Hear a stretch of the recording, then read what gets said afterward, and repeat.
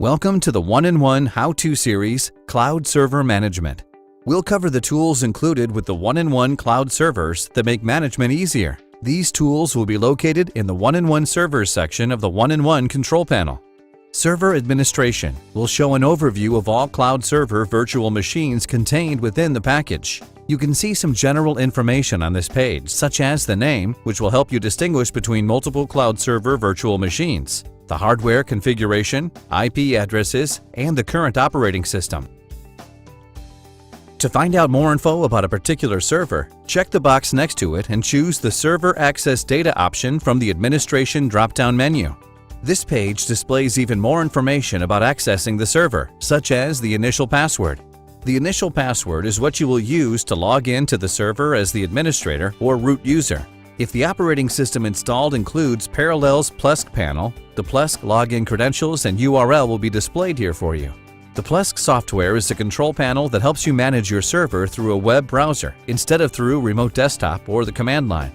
Your server name and resources are shown again on this page, which can be altered by choosing the Hardware Configuration option from the Administration drop-down menu. Here you can rename the Cloud Server virtual machines so that you can differentiate between them. You can also use the slider bars to increase or decrease hardware resources, such as CPU cores, memory, and hard disk space. Hardware resources are billed by the hour, and the price is shown toward the bottom. Be aware that decreasing the hard disk space will require you to re-image the server.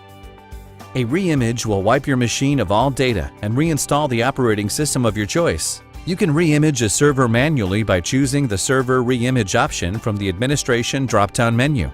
You'll see a listing of operating systems shown on this page, including some with Parallels Plesk panel and some without. There is no extra charge for Plesk, so you are free to choose an operating system with or without it.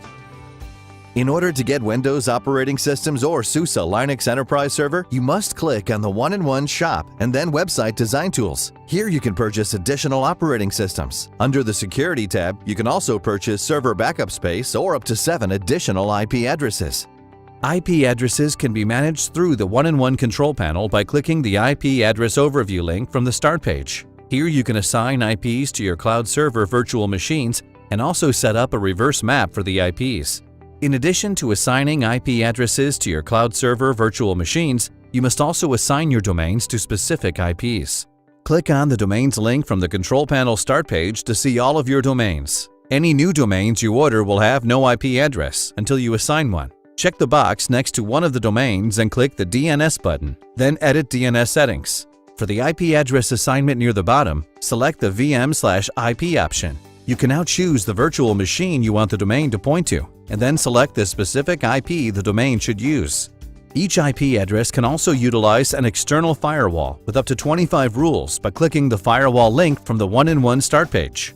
No firewall is enabled initially for any IP address, so you will have to click the New button to configure the firewall rules. It's suggested to use one of the existing rule sets initially, and later you can edit the firewall rules to fine-tune them. Any services you intend to run on your server will need to have the appropriate firewall port open so the connection is not blocked. In order to keep you aware of any service interruptions, One-in-One offers server monitoring. Server monitoring can be enabled for any of the IP addresses you have. You can select which services or ports to monitor on that IP address and supply your email to be notified if any of the services become inaccessible. If your server somehow becomes totally inaccessible, you can use the VNC Remote Console from the Administration drop-down menu. The VNC console helps you access the server when you cannot reach it through the network. Java Runtime Environment needs to be installed on your computer in order for the VNC console to function. By clicking on Start VNC Remote Console, a pop-up window will appear with the login prompt for your server. You can then log in and make any changes necessary to the server in order to re-enable the network access. If you see no login prompt from the VNC console, you can restart the server by selecting the Server Control option from the Administration drop-down menu. You can also use this section to completely shut down your server or turn it back on. In cases where you cannot access your server via remote desktop or SSH and the VNC console is unresponsive, there may be a critical error in your server configuration that is keeping the server from fully booting. You can select the Recovery Tool option from the Administration drop-down menu in order to boot the server into a rescue system. By booting a server using one of the rescue options, the server will no longer attempt to boot the operating system installed on the hard drive. Instead, the server will boot from memory, where the rescue system is temporarily held.